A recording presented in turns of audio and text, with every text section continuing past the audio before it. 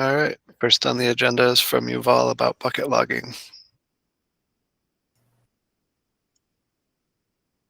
Hey, so I'm at what I see is like the phase one or phase zero of bucket logging. I think I have an MVP for this feature.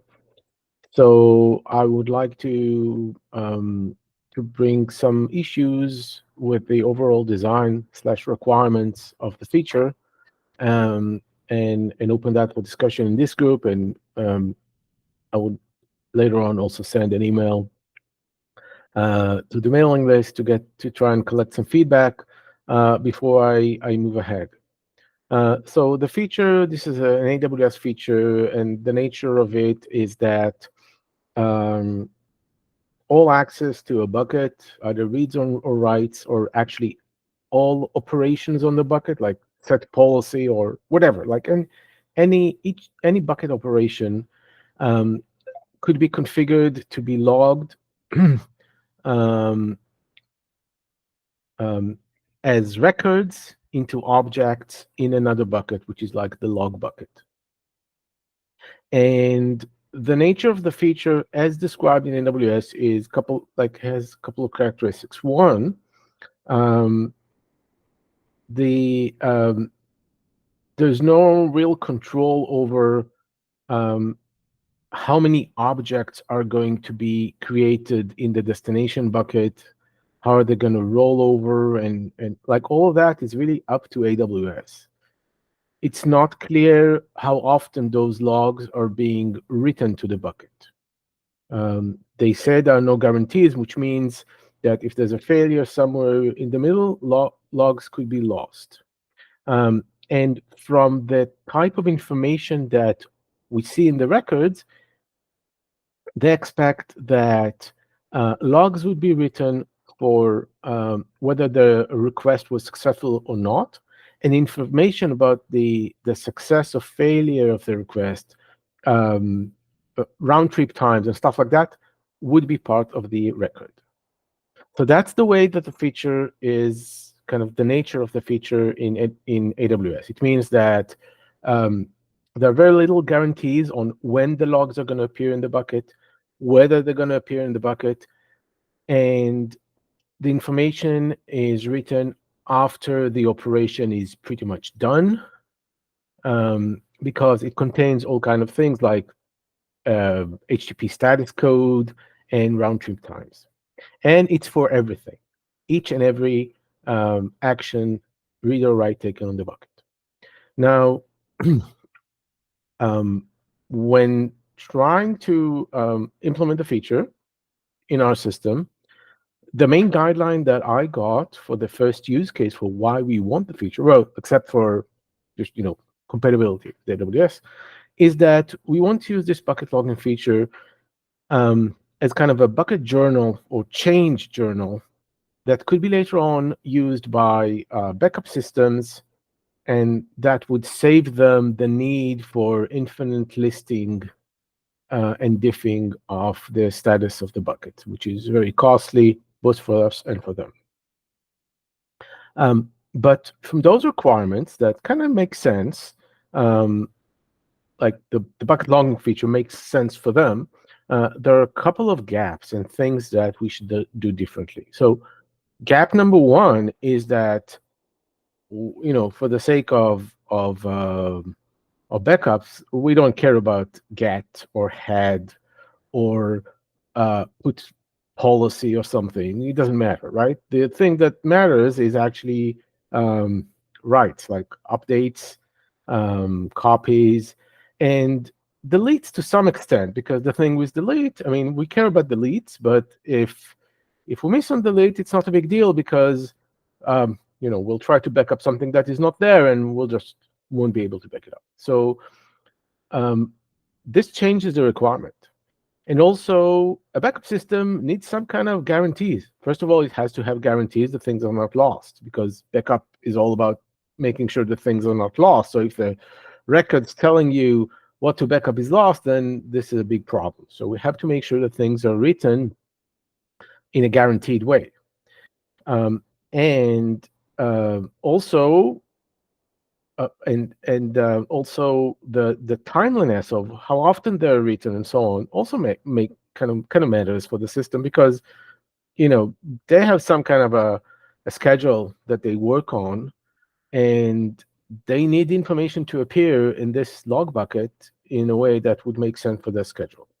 So the way that the feature was implemented, or the first phase of the feature was implemented, is different than the AWS definition.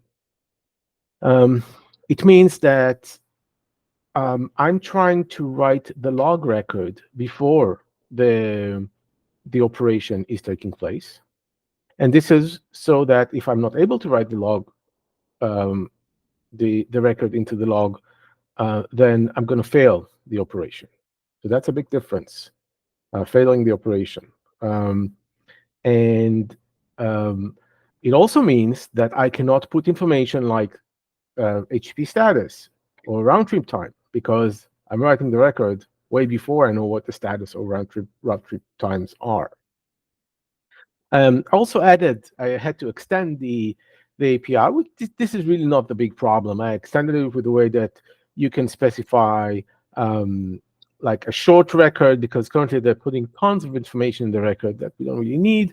And so I defined a short record. I defined that I'm just going to log write operation and not read operation, or I can do read write or read and write.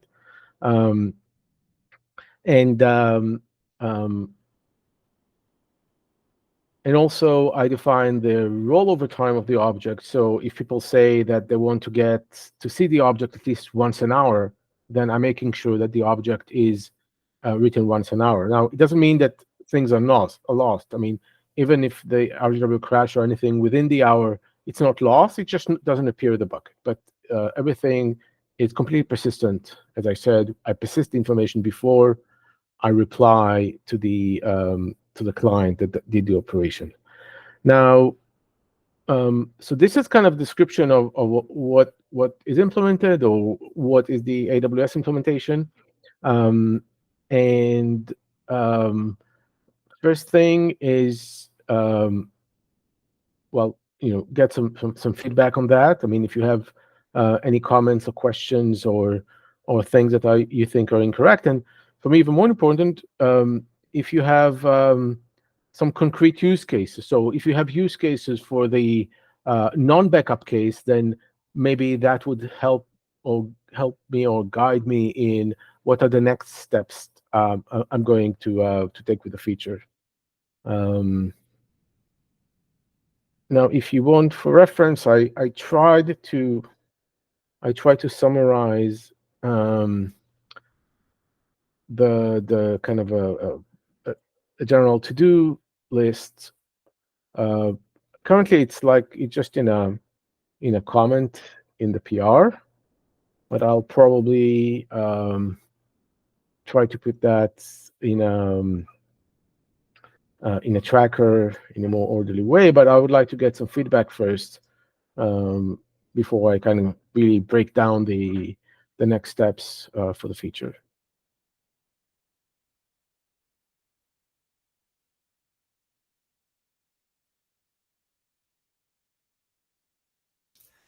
So a general question, I guess. Am I right that the AWS implementation of this, or the bucket logging policy, doesn't let you control what apps generate log entries? No control whatsoever. By default, it's just everything? If you turn that on, it's just everything. If you don't turn it on, it's nothing. I kind of added like 3 options: read, write, and read writes.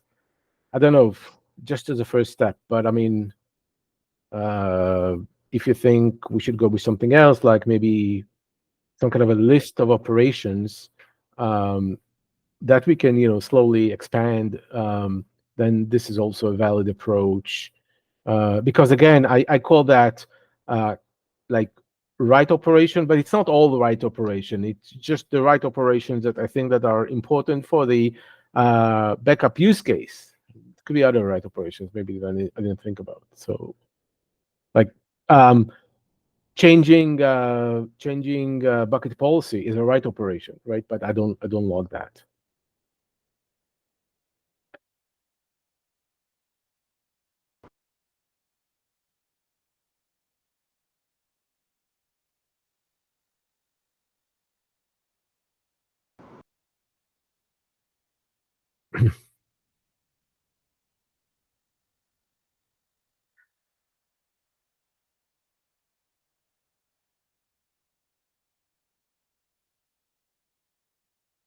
I guess my kind of one direction I was kind of thinking about is maybe creating two major modes of operation for the feature that you can, which would be part of the policy. The standard mode that just follows the standard, and I don't know, a guaranteed mode, or I don't know how to define the other mode that follows my specific requirements. This is different because this is not only kind of a slight change to the API, it's a real change to the behavior. It's like I'm going to put the logging function call in a completely different place in the code based on this mode, because it has to be before or after, for example, the S3 op.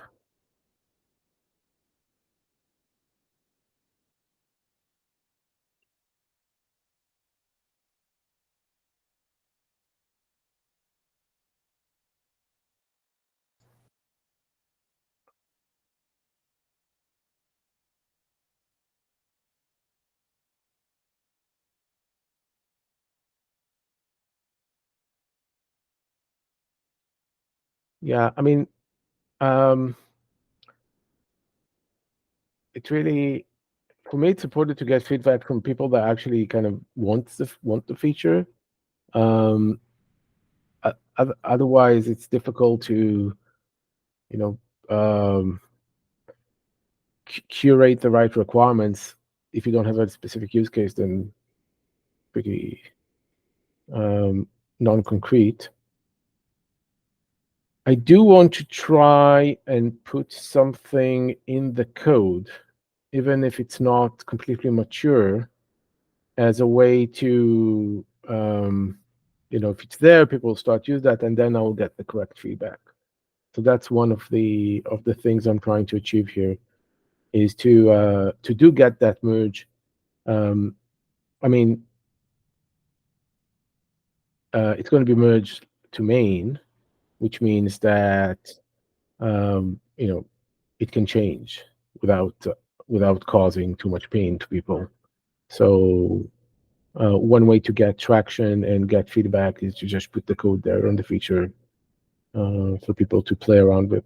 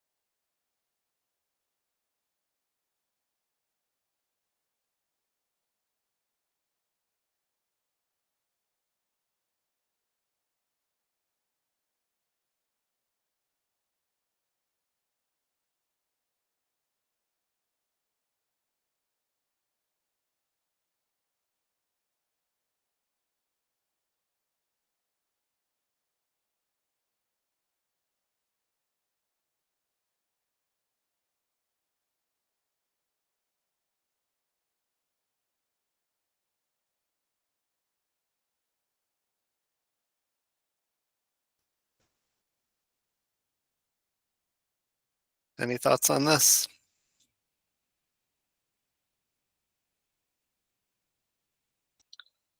Yuval, yeah, maybe taking something to the mailing list, possibly including Ceph users to get a wider perspective. Yeah, will do. Thank you.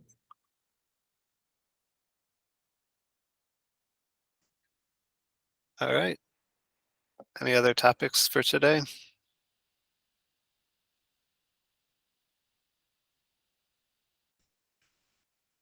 A quick announcement about the Squid release. We did the second release candidate last week, and we're currently taking blockers only and planning to do the final release hopefully very soon, which would be like a week or maybe 2 at the most. So we're getting really close. Thanks to everybody for their hard work. And if there's nothing else, we'll call it here. Thanks, everybody. Thank you.